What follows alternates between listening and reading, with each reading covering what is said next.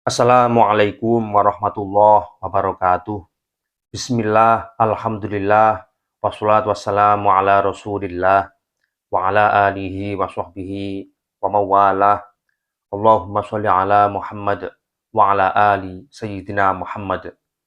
Saudaraku sekalian, beberapa hari yang lalu telah kita saksikan bersama, yaitu diskusi ilmiah atau debat ilmiah yang diadakan oleh Robitoh Alawiyah. Di situ narasumber yang didatangkan adalah guru gembul. Menakar seberapakah ilmiah pihak Robitoh Alawiyah dalam menetapkan nasabnya, yakni nasab Ba'alawi, yang diklaim sambung kepada Rasulullah Shallallahu Alaihi Wasallam. Diskusi itu menjadi terkesan lucu, teman-teman. Mengapa? Karena untuk mendefinisikan atau memberikan pengertian tentang istilah ilmiah saja belum tuntas dalam awal debat, sehingga pertama yang diperdebatkan adalah tentang istilah ilmiah. Nah, karena narasumber dari pihak Robitoh Alawiyah diwakili oleh Mas Wafi, ketika memaparkan istilah ilmiah justru terjebak dalam satu kotak yang membelenggunya, sehingga sulit bagi Mas Wafi untuk menangkap pesan-pesan yang telah tersampaikan dengan baik. Di samping itu, dalam pentasawuran atau penggambaran tentang sesuatu hal menjadi terbatas atau menjadi sangat sempit. Ini karena adanya literasi yang kurang yang dimiliki oleh Mas Wafi. Artinya apa? Mas Wafi memang belum pernah kuliah, sehingga belum tahu dengan istilah penelitian dan belum tahu istilah ilmiah menurut konsensus ilmuwan di seluruh dunia.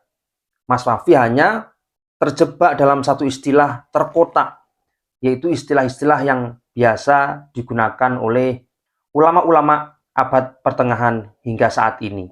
Berbeda dengan guru gembul yang menarik pembahasan ilmiah ke ranah yang lebih luas, yang merupakan konsensus ilmuwan di seluruh dunia. Artinya, istilah ini digunakan oleh seluruh ilmuwan di dunia tanpa melihat latar belakang suku, ras, agama, dan antar golongan. Sehingga apa? Ilmu ini menjadi paten. Bisa dibuktikan oleh siapapun dan dimanapun. Dalam diskusi itu, Mas Wafi bukan hanya gagal dalam memahami istilah ilmiah, namun juga gagal dalam menyampaikan sebuah definisi atau pengertian. Di situ, Mas Wafi menyebutkan nama kitab yaitu Lawami'ul Anwar, karya Imam Safaroin, namun bukan terkait dengan buah ta'rif atau definisi, melainkan hanya menjelaskan sebuah instrumen atau perangkat untuk menerima sebuah kebenaran, yaitu yang dijelaskan dalam kitab Lawami'ul Anwar ada 3. Yang pertama yaitu Al-Khawas As-Salimah, panca indera yang sehat, panca indera yang normal, panca indera yang selamat. Kemudian yang kedua, khobarun sodik, yaitu kabar yang benar. Dan khobar yang benar ini ada 2, yaitu pertama khobar mutawatir yang diketahui oleh siapapun dari masa ke masa. Yang kemudian yang kedua yaitu khobar al-mu'ayyad bil mu'jizah, khobar yang dikuatkan melalui mukjizat. Lalu instrumen yang ketiga yang dijelaskan dalam kitab Lawami'ul Anwar yang dikutip oleh Mas Wafi yaitu al-aql atau akal yang sehat. Melihat dari fungsinya, ketiga perangkat ini memang berfungsi untuk menerima sebuah kebenaran. Akan tetapi ini juga masih bersifat subjektif atau pandangan seseorang tentang sesuatu hal, bukan bersifat objektif. Karena di situ masih mengaitkan hal-hal yang bersifat khawariqul 'adah atau sesuatu yang terjadi di luar kemampuan manusia, misalkan mukjizat, ke dalam perangkat tersebut. Berarti di sini masih terkotak hanya untuk umat Islam. Sedangkan yang dimaksud dengan ilmiah yaitu bisa diuji oleh siapapun dan dimanapun. Sehingga penjelasan dari kitab Lawami'ul Anwar yang dikutip oleh Mas Wafi tersebut belum bisa disebut dengan ta'rif atau definisi atau pengertian. Saudaraku sekalian, mari kita bahas ta'rif terlebih dahulu. Apa sih ta'rif atau definisi atau pengertian supaya kita tidak salah paham dalam menggambarkan sesuatu hal, tidak salah sasaran. Berkaitan dengan ta'rif, sudah dijelaskan dalam ilmu mantik. Secara harfiah, ta'rif berarti pengenalan, pengertian, penjelasan, atau definisi. Dan jika kita lihat secara istilah, ta'rif adalah teknik untuk menjelaskan suatu objek supaya orang-orang memiliki konsepsi atau pemahaman yang tepat tentang sesuatu hal. Maka ta'rif ini juga biasa kita kenal dengan istilah qaulun syarih atau ucapan yang memperjelas tentang sesuatu yang berfungsi untuk memberikan gambaran yang sempurna supaya tidak mengalami kekeliruan pada saat berkomunikasi. Nah, perlu diketahui bahwa perangkat yang biasa digunakan untuk membuat definisi atau membuat ta'rif dalam ilmu mantik yaitu al-kulliyat al-khams, yaitu 5 universal. Yang pertama ada yang namanya nau. Nau yaitu spesies. Kita ambil contoh manusia. Kemudian yang kedua ada jenis atau genus. Nah, genus di sini bisa kita ambil contoh misalkan manusia adalah hewan. Lalu yang ketiga ada yang namanya fasol atau diferensia. Yang dimiliki manusia berbeda dari hewan lain adalah berpikir. Kemudian yang keempat ada ardun am atau eksiden umum. Kita bisa ambil contoh eksiden umum yang menjadi sifat bagi manusia ataupun hewan lain adalah bersaudara. Artinya apa? Manusia yang berakal memiliki saudara, hewan yang tidak berakal pun juga memiliki saudara. Maka disebut dengan eksiden umum atau ardun am, sifat yang umum. Kemudian yang kelima yaitu ardun khos atau sifat yang khusus. Misalkan kita ambil contoh manusia yang belajar bahasa Arab atau bahasa Inggris. Berarti ini menafikan hewan yang tidak berakal, yang tidak mungkin untuk mendalami ilmu bahasa Arab atau bahasa Inggris. Nah, di sini kita bisa membuat contoh. Misalnya, definisi ilmu mantik. Ilmu mantik adalah ilmu. Nah, ilmu ini namanya nau. Yang menggerakkan pikiran, ini namanya jenis. Untuk memperoleh kebenaran, ini namanya fasal. Dengan cara yang lurus, ini namanya ardun khos. Sehingga bisa kita katakan pengertian ilmu mantik adalah ilmu yang menggerakkan pikiran untuk memperoleh kebenaran dengan cara yang lurus.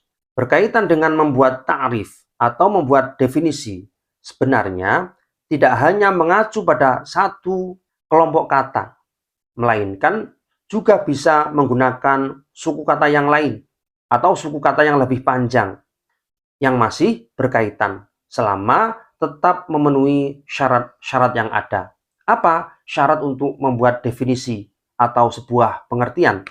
Yang pertama, ta'rif atau definisi harus jami' dan mani'.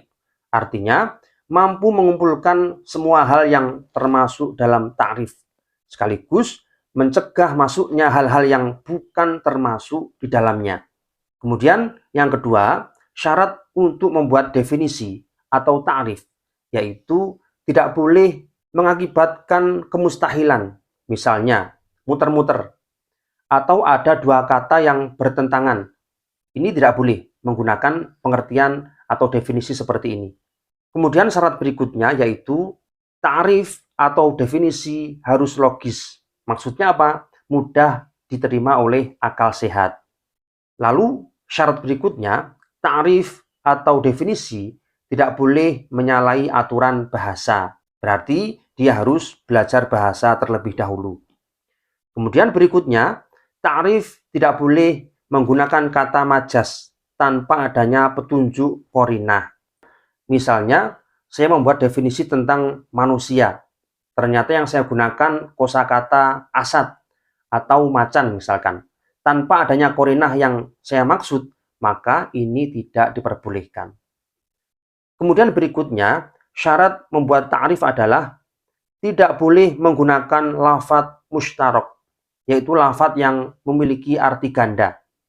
Dan yang terakhir, syarat untuk membuat ta'rif atau definisi adalah tidak boleh mengandung lafadz yang maknanya tidak terang atau ghaib. Sehingga apa? Membuat ta'rif ini harus menggunakan lafadz yang jelas. Lalu berkaitan dengan pengertian ilmiah atau ilmu yang dipaparkan oleh Mas Wafi dan Guru Gembul, kira-kira mana yang bisa dibenarkan dari kedua belah kubu ini? Pertama dari Mas Wafi yang mengutip dari kitab Lawami'ul Anwar, sama sekali tidak memuat ta'rif atau definisi, karena di situ hanya menjelaskan perangkat yang digunakan untuk menerima ilmu pengetahuan. Perlu diketahui bahwa definisi ilmu menurut Islam adalah mengetahui pengetahuan yang diberikan oleh Allah Subhanahu wa Ta'ala kepada manusia yang dapat diperoleh melalui proses pembelajaran.